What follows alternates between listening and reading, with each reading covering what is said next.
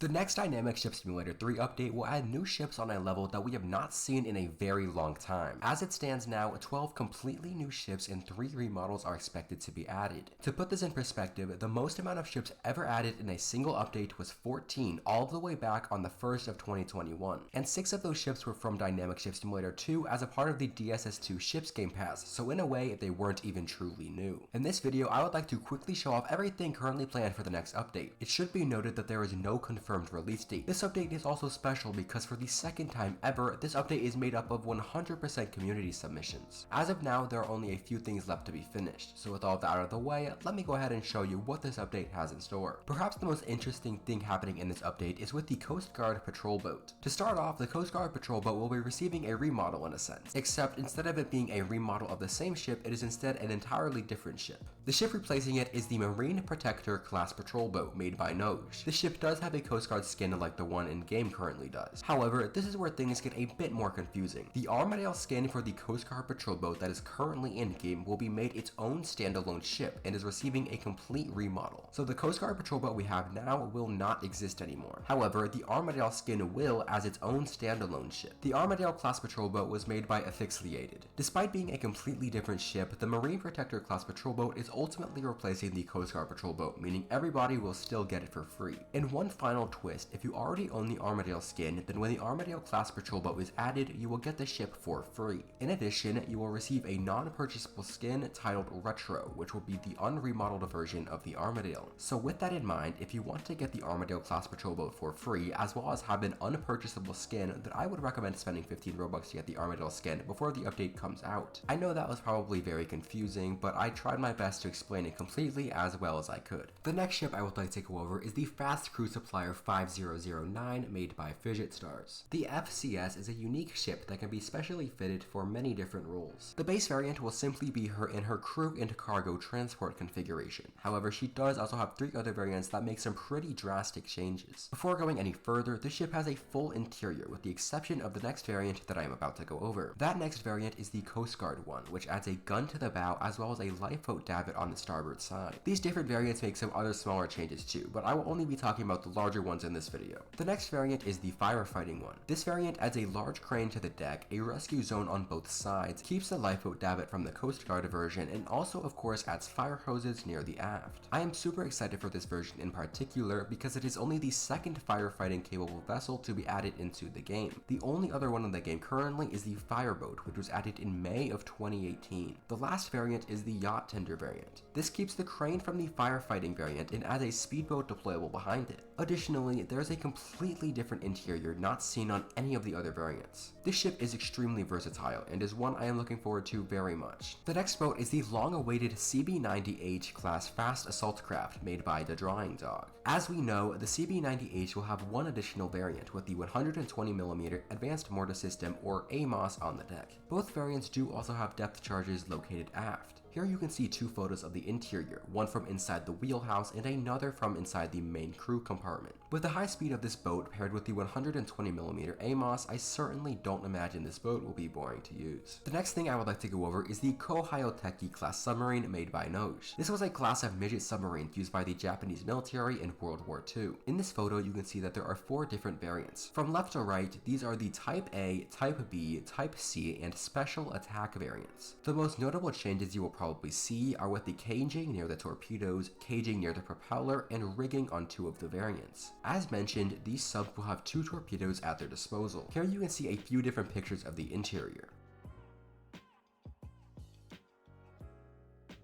This submarine is quite interesting and will also be the new smallest sub in the game. Next up is the WSS-10 hydrofoil made by BlopBlip93. This is one of the new hydrofoils being added in the game, adding to the very limited selection in the game currently. This was an experimental hydrofoil in real life, and in game I don't imagine it will serve much of a purpose. If anything, it could maybe do charters, but honestly I do not really know if it will or not. But this will be quite a fun boat to just cruise around in. Its high speed and hydrofoil capabilities will make for a unique experience not offered by many boats in the game. The only sailing boat expected to be added is the Nini Anker, which was made by Aerozine 50. This is a sleek, beautiful wooden sailing yacht, and it will make a great addition to the Shamrock V that we received in the last update. And speaking of the Shamrock Shamrock, it will also be receiving 3 additional variants in this update. These variants will be the America's Cup configuration, a modern day variant, and a variation of the modern day variant set up for J-class racing. The variant closest to the screen is the America's Cup configuration. The second one is the default 1930 variant that we have in game today. The third is the modern day variant, and the last one is the J-class racing variant. You can see that the America's Cup variant has an enclosed cabin, while the modern one has an open seating area as well as a cabin with the door open. The modern variants also have a deployable rib, and all of the variants on the deck have varying amounts of equipment or things not otherwise seen on the base variant. And lastly, you can see what is the J-class variant with the black sail and the Shamrock sail. Now, I believe all of the information I said is correct in terms of what variants are which, but I could be wrong, so please forgive me if I am. These skins have not been formally announced. This update is adding multiple submarines. We already talked about the Ko-Hyoteki-class, but now let's talk about some more modern ones. The 2 submarines I'm about to talk about were both made by Mikey Inspector. It should be noted that not much is known about either one of these. First up, we have the Churchill-class SSN. You can see an exterior photo of it now, and here are some interior pictures.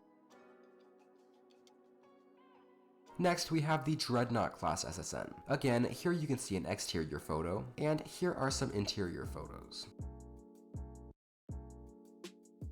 Mikey Inspector has also remodeled 2 submarines for this update, the Skipjack-class SSN and the Vanguard-class SSBN with help from Silver Surf 66. Because these are just remodels, all stats will stay the same. The Skipjack remodel brings many noticeable changes, but most notably in the interior, adding a new hallway as well as a room leading off of it. The Vanguard remodel also just looks really insane. Here are multiple pictures of the exterior, and here are multiple images of the interior, though it should be noted that the interior has definitely received some changes over time and could still look differently from how it does here. These remodels both look great and will certainly be welcomed to the game with open arms. We also have yet another Japanese World War II era vessel being added in this update. The Kuchiku-Tei Type 4 made by Noj is a motor gunboat with an interesting appearance. At the bow there is a 37mm naval cannon. The wheelhouse is directly behind it, exposed directly to the outside. Behind the wheelhouse you can find 2 20mm Type 98 cannons. But perhaps the most interesting part of this boat is the 2 exposed engines and propellers at the stern ripped straight from a Japanese fighter plane. I would probably recommend staying clear of these while the boat is in motion. Just behind these you can also find some depth charges. This boat does have one skin which appears to change some of the hull coloring to red instead of green, as well as remove all weaponry. Overall, this is a very interesting boat and is one I am interested to see in game. The last new PvP ship being added to the game in this update is the Antares-class hydrofoil made by Plop-Flip93. This will be only the second hydrofoil PvP vessel, with the first being the Sparviero. However, the Antares is much bigger than the Sparviero.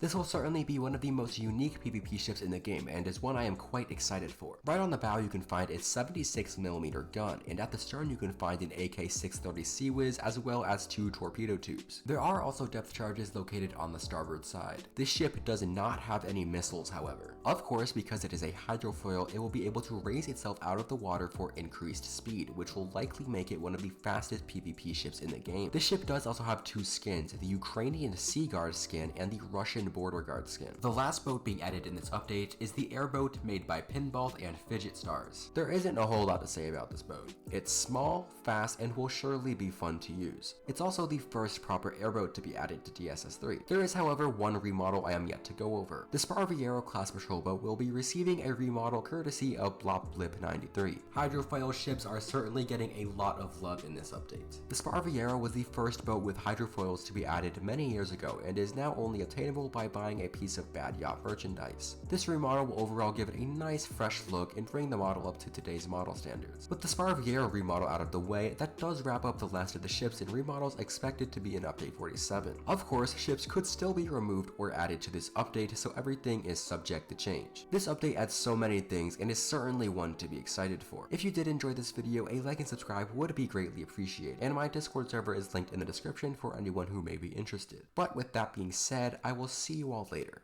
Bye!